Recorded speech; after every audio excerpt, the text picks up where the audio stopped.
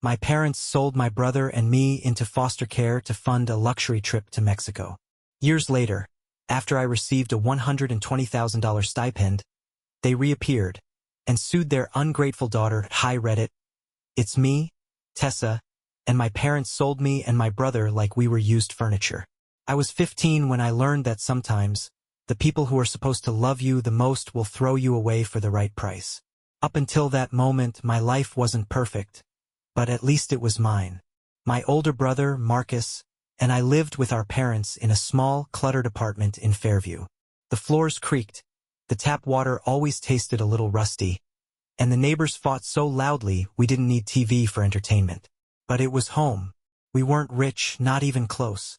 Mom worked as a receptionist at a dentist's office, and Dad bounced between factory jobs, always complaining about his bosses. But we had food. We had a roof. We had each other. And that was supposed to be enough. Then, one evening in late September, everything changed.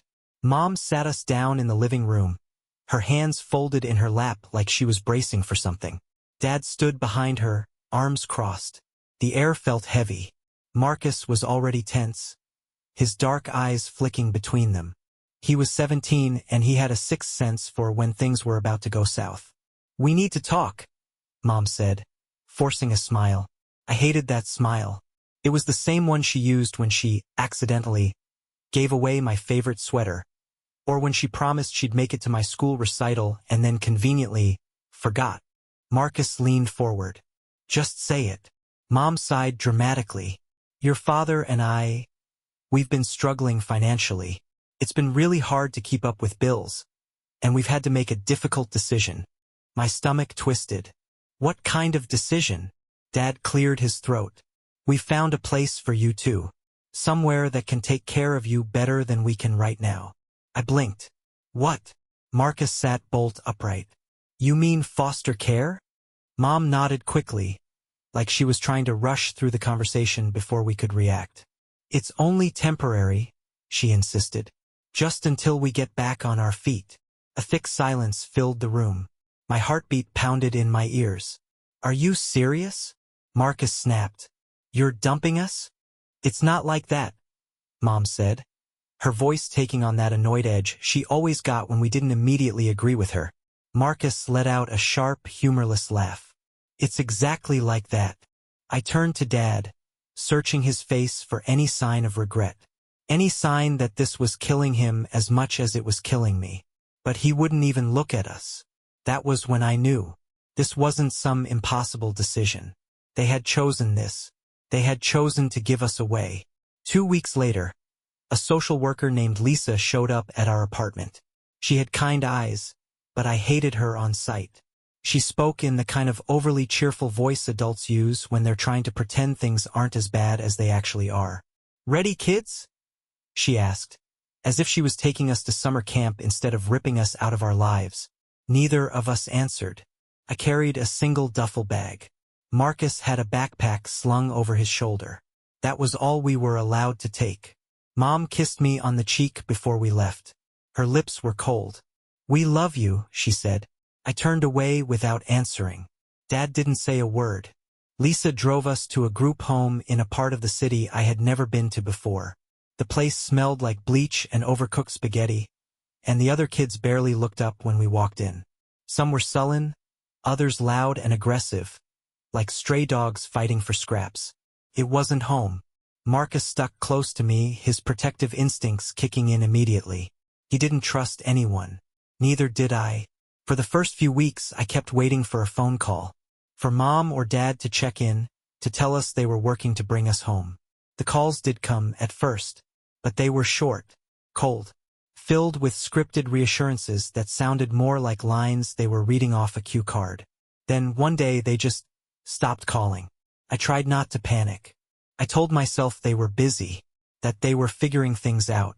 But something gnawed at me, deep in my gut. I needed answers, and I was about to find them. I spent weeks lying to myself. Maybe they were working extra shifts. Maybe they couldn't afford the phone bill. Maybe they were just waiting for the right time to bring us home. But Marcus didn't buy it. "They're not coming back," he said one night, arms crossed as he leaned against the wall of our tiny shared room. His voice was flat, but I could hear the anger simmering beneath it. I shook my head. You don't know that. I do. His jaw tightened. I knew it the second they didn't even try to fight for us. I wanted to argue, but the truth was suffocating. Something wasn't right, and I needed to know what it was. So, a few days later, while the group home staff was distracted, I snuck into the office and used the landline. My hands were shaking as I dialed the only person who might have answers, our old neighbor, Mrs. Caldwell. She picked up on the second ring. Hello. I swallowed hard. Mrs. Caldwell? It's Tessa. A pause. Then, oh sweetheart. How are you? The warmth in her voice almost made me break down right then and there. I gripped the receiver tighter. Have you seen my parents? I asked. Do you know how they're doing? Silence. A long, hesitant silence that made my stomach drop. Oh, honey, she finally said. I thought you knew. Knew what? I forced myself to speak. What do you mean? She hesitated, then sighed. They left town a few weeks ago. I felt like the floor had been ripped out from under me. Left. I saw them packing up their car. They said they were heading to Solmere. Solmere, the luxury beach town 3 hours away. The kind of place where rich people went to sip cocktails and decompress. Couldn't breathe. They didn't just give us up. They had run. That night I told Marcus everything. He didn't speak for a long time. Then, without warning, he slammed his fist into the wall so hard I thought he might break his hand. They sold us, he muttered, shaking with rage. They fucking sold us. I sat down on the edge of my bed, my mind spinning. How much? I whispered. Marcus turned to me. What? How much did they get? My voice felt too small for the question. His expression darkened. We're gonna find out. And we did. Marcus had always been good at figuring things out. A few days later, he managed to get a hold of Dad's number from an old contact. He used a payphone to call him, his voice deceptively calm. Hey, Dad. A long pause. Then, Marcus. Yeah, Marcus said. Just wanted to check in. How's life treating you? There was an awkward chuckle. Oh, just figuring things out. Must be nice, Marcus said. Summer is expensive, isn't it? Silence. Then, Dad cleared his throat. How did you? Marcus cut him off. How much? What? How much did they give you? Marcus's voice was sharp now. What was the price for getting rid of us? Dad let out a breath. It wasn't like that. Marcus laughed. It was the kind of laugh that sent chills down my spine. Cut the bullshit. A long silence stretched between them. Then, finally, Dad muttered, 25,000. I felt like I was going to be sick. $25,000. That was what my parents had sold us for. Not even enough to buy a house. Not even enough to live comfortably for a year. They threw us away for less than what some people spend on a car. Marcus clenched his jaw. You're a piece of shit. Dad started to say something. An excuse, a justification, maybe even an apology, but Marcus hung up. And that was the moment I knew. We were on our own. I didn't sleep that night. I lay in bed, staring at the cracked ceiling, replaying that number over and over in my head. $25,000. That's what Marcus and I were worth to them. Not even enough to buy a decent car. Not even enough to last them a year in a place like Solmere. How long before they burned through it? How long before they realized that money doesn't fix people like them? Morning came, and I was still awake when Marcus rolled over in his bed. He sat up, rubbing a hand over his face. You good? He asked. I almost laughed. Was I good? Our parents sold us for some quick cash and ran off to paradise without looking back. No, I wasn't good. But I couldn't say that. So I just nodded. Marcus didn't believe me. He never did when I lied. But he let it go. Days passed. I tried to push it all down, to pretend it didn't matter. But every time I closed my eyes, I saw Mom's fake, practiced smile. I heard Dad's voice stammering over the phone. I pictured them sitting on a beach somewhere, sipping overpriced cocktails, spending the money they made by throwing us away. Couldn't let it go. So I did something stupid. Called them. Not from the group home phone. Lisa would have shut that down in a heartbeat. I used Marcus's trick, found a payphone 2 blocks away, and dialed the number. I didn't think they'd pick up, but they did.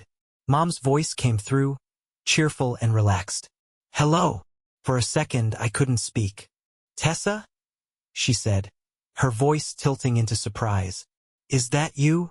I gripped the phone tighter. Yeah, Mom. It's me. A beat of silence. Then, in that same sickly sweet tone, oh, honey, it's been so long. How are you? I nearly laughed. How was I? I was in a group home with a broken radiator and kids who had been bounced around the system so much they barely spoke. My brother was working himself half to death to save money for an escape plan we didn't even have. We had nothing. Meanwhile, she sounded like she had just come back from a spa day. I'm fine, I said, my voice tight. How's Solmir? Silence. Then her voice shifted. Careful. Who told you that? Does it matter? I said. You're there, aren't you? A long pause. Tessa, sweetheart, we were gonna call you. We've just been overwhelmed. I clenched my jaw. Overwhelmed? You mean with spending the money you got for selling us? Her breath hitched. It wasn't like that. I squeezed my eyes shut.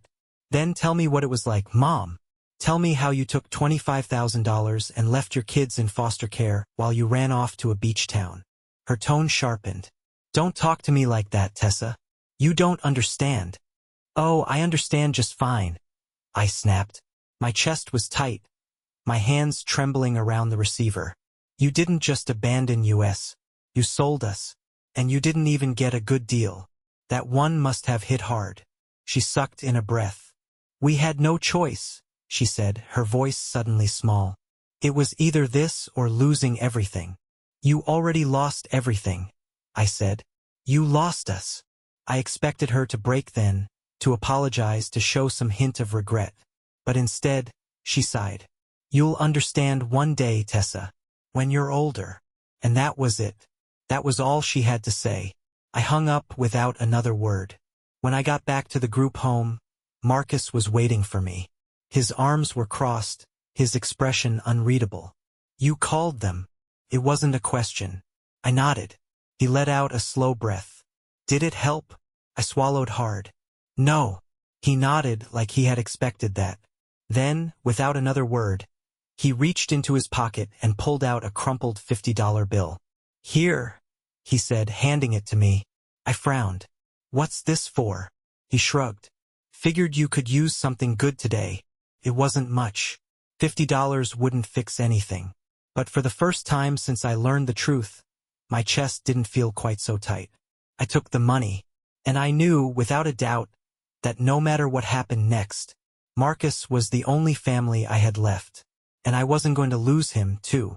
The next morning, I woke up feeling like my body was made of stone, heavy, unmovable, like I'd been crushed under the weight of everything I had learned.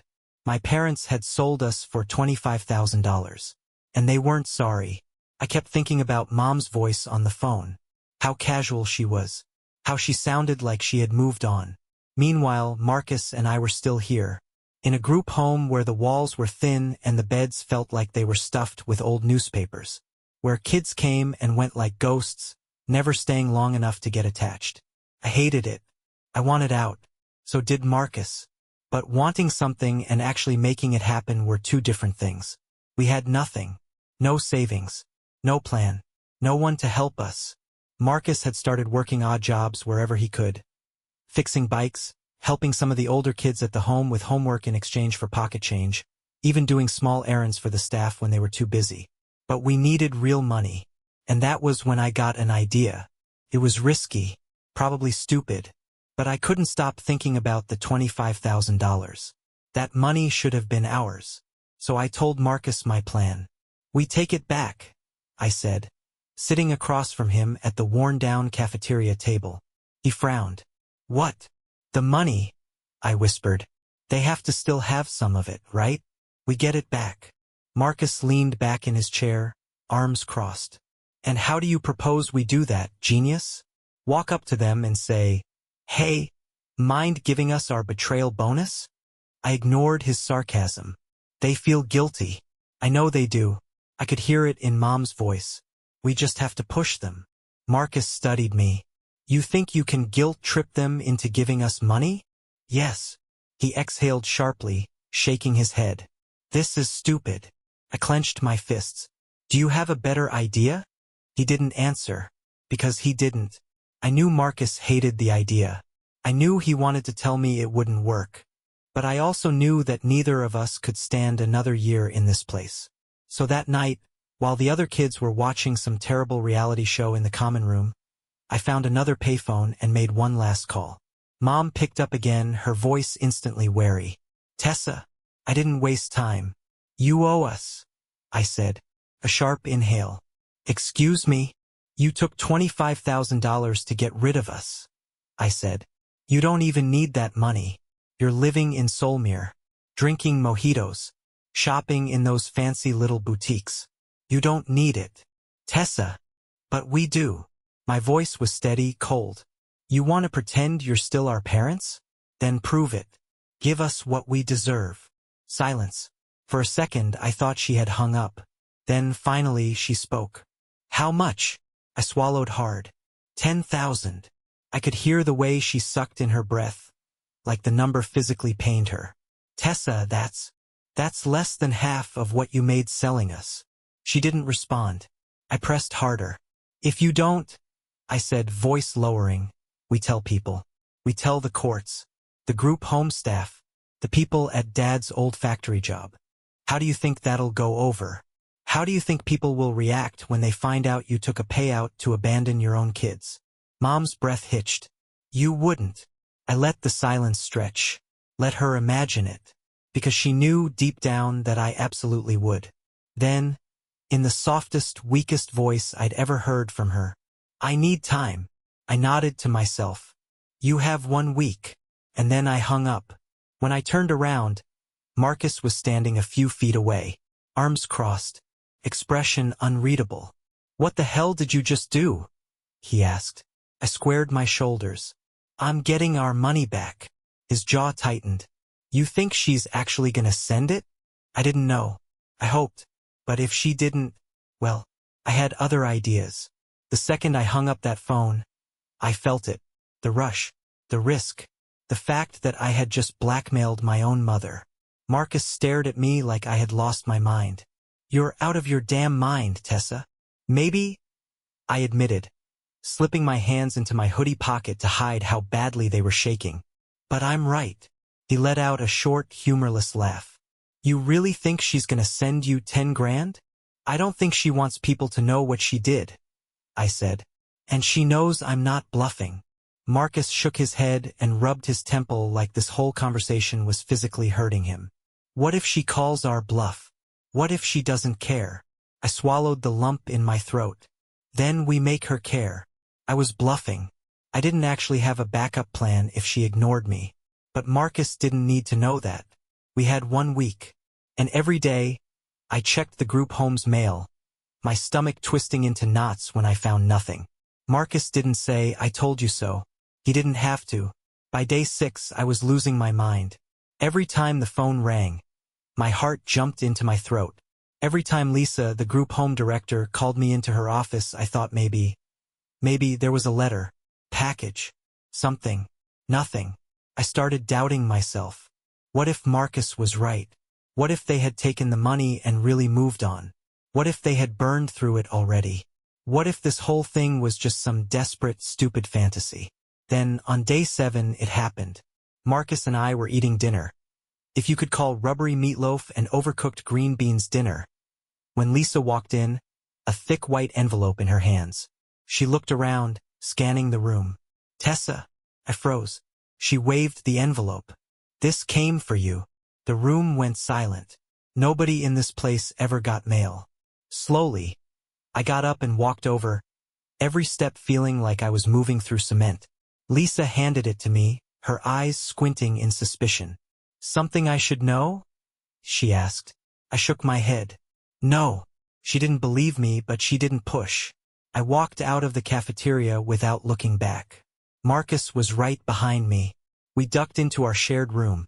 and as soon as the door shut, Marcus grabbed the envelope from my hands. No return address. No name. Just my first name, written in a hurried, unfamiliar scrawl. "Open it," Marcus said. I did. Inside was a stack of cash. Thick, heavy, crisp bills that smelled like fresh ink. I counted it once, then twice, then a third time because my brain refused to believe it. $5,000. Not 10. But not nothing. Marcus let out a low whistle. Damn. I held the money in my hands, my heart pounding. "She actually did it," I whispered. Marcus scoffed. "Yeah, half of what you asked for. Guess she thinks we're worth about $2,500 each." My stomach twisted, but I ignored it. I couldn't focus on the insult. We had money. It wasn't enough to disappear, but it was a start. "We need a plan," I said. Marcus nodded. "A real one this time." And we got to work. We had $5,000. Not enough to start over. Not enough to live on for long. But enough to get out. Enough to stop feeling like prisoners in this rundown group home where kids came and went like ghosts, and every day felt like a countdown to something worse. Marcus sat across from me on his bed, flipping through the stack of bills with his fingers. "We can't screw this up," he muttered. "This is our shot." He was right. We needed a plan. A real one. Not just some half-baked fantasy about running away and figuring it out later. Marcus was good at thinking on his feet. I was good at thinking ahead. I grabbed an old notebook from my dresser and flipped to a blank page. "Okay," I said. "First thing, where do we go?" Marcus leaned back against the wall, arms crossed. "Has to be somewhere we can actually afford to stay for a while." I chewed on the end of my pen. "What about renting a room somewhere? Like one of those month-to-month places?" Marcus exhaled sharply. $5,000 isn't gonna last long if we're paying rent." I knew he was right. "We could crash at a shelter for a bit," he said after a long pause. "Not ideal, but better than here. And it's free." I didn't love the idea, but we needed every dollar. "Fine," I said. "Shelter first. Then we find jobs." Marcus nodded. "Something fast. Something under the table." I hesitated. "Like what?" Marcus gave me a look. "You know what?" I did. There weren't a lot of options for kids like us. Dishwashing, moving furniture, working construction sites where they didn't ask for paperwork. Even shadier things if we got desperate enough. I swallowed hard. "We'll figure it out." Marcus smirked. "You sure? I don't see you breaking your back carrying lumber." I shoved his arm. "Shut up." He laughed. A real laugh. The first one I'd heard from him in months. It almost made me believe we could do this. Almost. But then I got greedy. I couldn't stop thinking about the missing money. 5,000. It was better than nothing. But it was still only half. Which meant Mom had the rest. And she had chosen to keep it. Marcus had already moved on. But I couldn't. Because every time I thought about that extra $5,000 sitting in some fancy leather purse while we were planning to sleep in a shelter, I felt sick. So I did something I shouldn't have done. I called her again. I waited until Marcus was out, helping one of the older kids fix a broken window, and I snuck down to the payphone. I dialed the number. This time, she didn't sound happy to hear from me. "Tessa," she said, voice stiff. "What do you want?" I gritted my teeth. "You still have it, don't you?" Silence.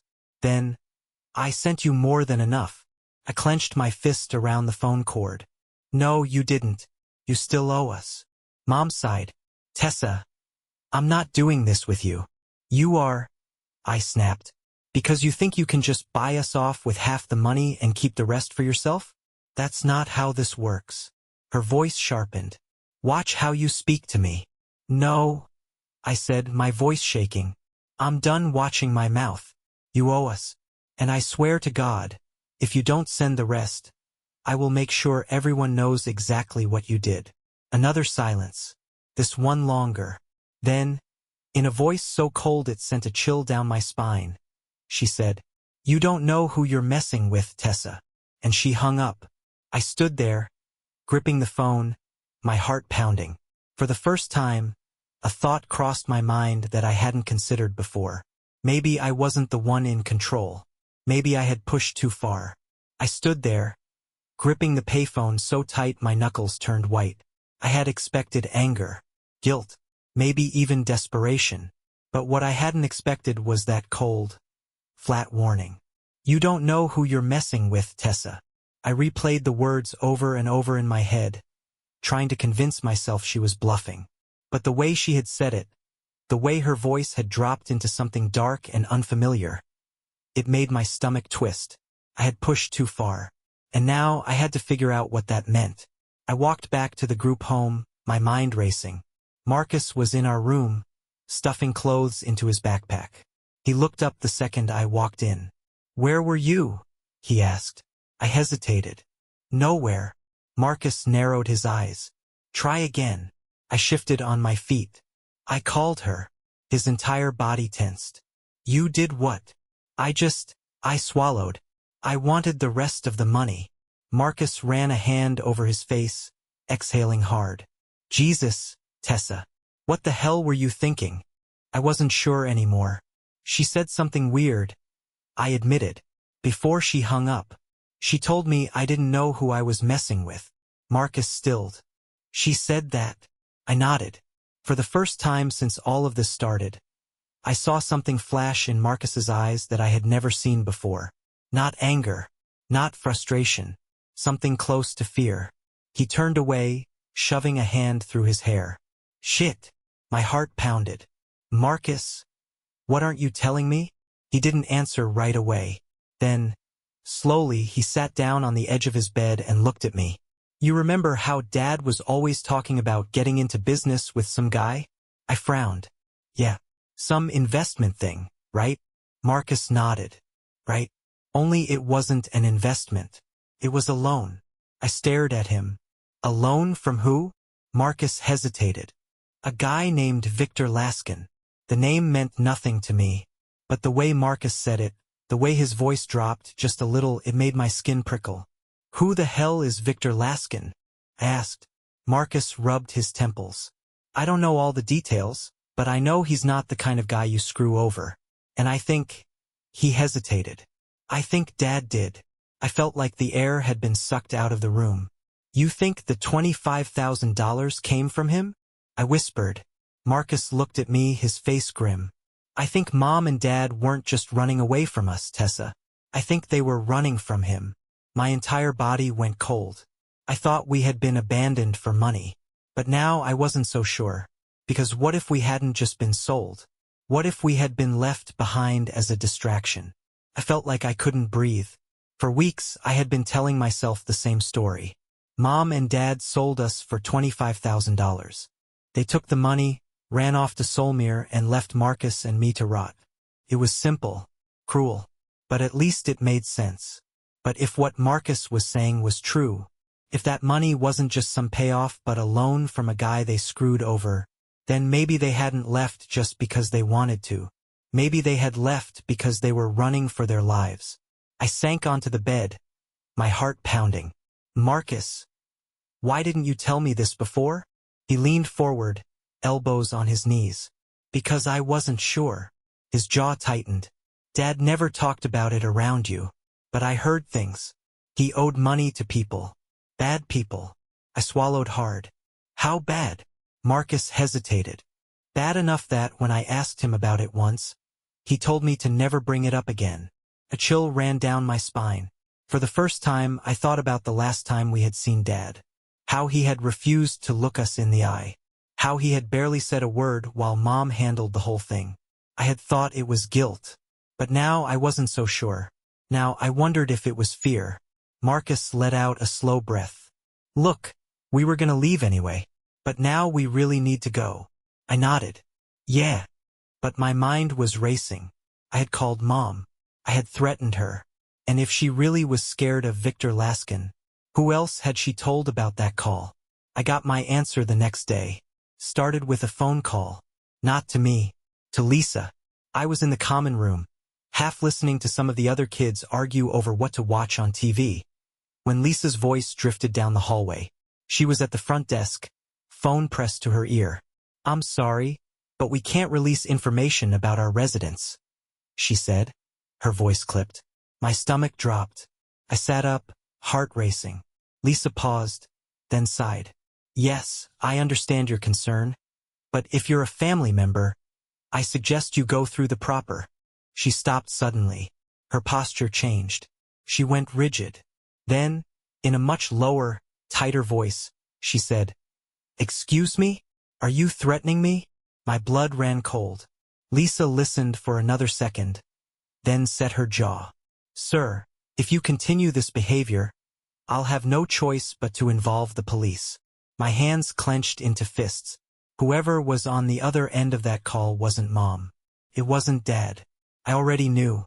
It was him.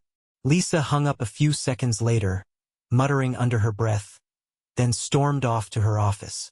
I barely heard her footsteps. My pulse was hammering in my ears. Marcus walked in, took one look at my face, and frowned. What? I swallowed hard. He called Lisa. Marcus didn't ask who. He already knew. His face darkened. We need to leave. Tonight. I nodded. We had been planning to go. But now we weren't just leaving because we wanted to. We were leaving because if we didn't, someone else was going to come looking for us. And I wasn't planning to stick around to find out what happened next. Marcus and I had talked about leaving, planned for it, imagined all the different ways we could get out of that place. But now we weren't leaving because we wanted to. We were leaving because we had to. We didn't pack much. We couldn't. If we took too much, Lisa or the other staff might notice. And if they noticed, they'd start asking questions. So we kept it simple. A backpack each. A few changes of clothes. The $5,000 split between us. Stuffed into socks and folded into shirt pockets. A burner phone Marcus had picked up from some kid at school who knew a guy. That was it. We weren't kids anymore. We were fugitives. We waited until 2:30 a.m. That was the sweet spot. The night staff was lazy, the other kids were asleep, and the security system at the group home was old as hell. Lisa always forgot to lock the side gate. We slipped out through the back door, moving fast and quiet. I thought my heart might explode when we stepped outside. The air was cold, but the rush of freedom made my blood feel electric. We didn't run. Running made you look guilty. Instead, we walked, past the streetlights, past the closed shops, past the neighborhood where no one even knew we existed. We didn't stop until we reached the bus station. We had a plan. Marcus had found a shelter 2 towns over in Marivalli. It was quiet, it was safe, and it was far enough that no one would come looking for us. At least that's what we thought. The bus wasn't leaving for another hour, so we sat on the cold metal bench, backpacks at our feet. I rubbed my arms. We actually did it. Marcus gave me a sideways glance. You doubted us? I let out a shaky laugh. No, I hesitated. I thought it'd feel different. Marcus nodded slowly, looking out at the empty streets. Yeah, me too. Maybe we both thought it would feel like a victory. Instead, it just felt like the beginning of something bigger, something worse. The bus finally pulled up. We climbed on, paid in cash, and took seats near the back. I leaned my head against the window, watching as the city I had grown up in faded into the distance. I should have felt relief, but instead, I felt something I couldn't explain, like we were being watched, like we weren't really free, like something was still coming for us. And I was about to be right. The bus rumbled down the highway, the city lights fading into the distance. I should have felt relief. We were finally out. We had $5,000. Plan. Place to go. But something felt wrong. I couldn't shake the feeling. Like an itch just beneath my skin. Like the weight of eyes on the back of my neck. I glanced at Marcus. He was staring out the window, arms crossed, his foot tapping against the floor. A nervous tic he only ever had when he was on edge. You feel it too, don't you? I whispered. He didn't answer right away. Then, without looking at me, he muttered, Yeah, that was when I knew. We weren't free. Not yet. The bus ride lasted 3 hours. By the time we got to Marivalli, the sun was just starting to rise. We stepped off the bus, stretching our stiff legs, and headed toward the shelter. It was smaller than I expected. tucked between two old brick buildings, with a rusted sign out front that read Maravali Outreach Center. We walked inside. A tired-looking woman at the front desk barely glanced up. "You two new?" Marcus nodded. "Yeah." She yawned, rubbing her eyes. "Beds are first come, first serve. Rules are posted on the wall. No stealing, no fighting, no drugs.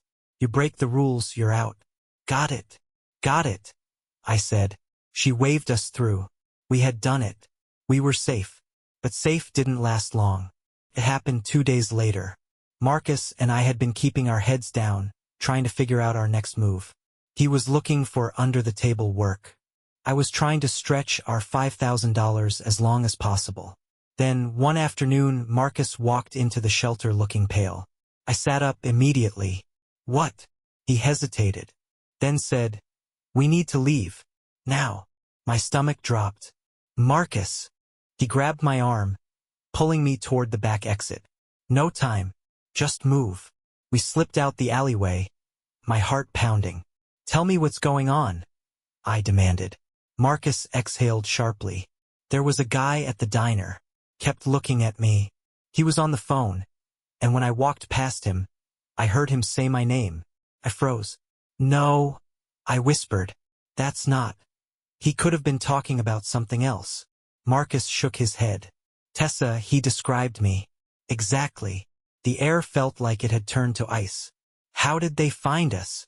I whispered. Marcus clenched his jaw. "I don't know. But it didn't matter. We had less than a minute to figure out our next move.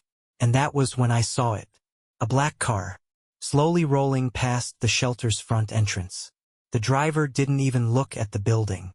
But I saw him, and he wasn't a cop. "Run," Marcus whispered. And we did. That was the day our lives changed forever. We never made it back to the shelter. We ran. And we kept running. Maravali was no longer safe, so we moved. City to city. Job to job. Every time we got comfortable, we left before someone could get too familiar with our faces. We never used our real names. We never stayed in one place too long. Mom and Dad had gotten us into this mess. But we were the ones paying the price. Eventually, Marcus found steady work. I got into school. We built something small, something we could actually call ours. But we never forgot. And we never stopped looking over our shoulders. Because somewhere out there, in a fancy beach town, our parents were still living their new lives. And somewhere else, in a world we never wanted to be a part of, Victor Laskin was still watching. And he hadn't forgotten about us.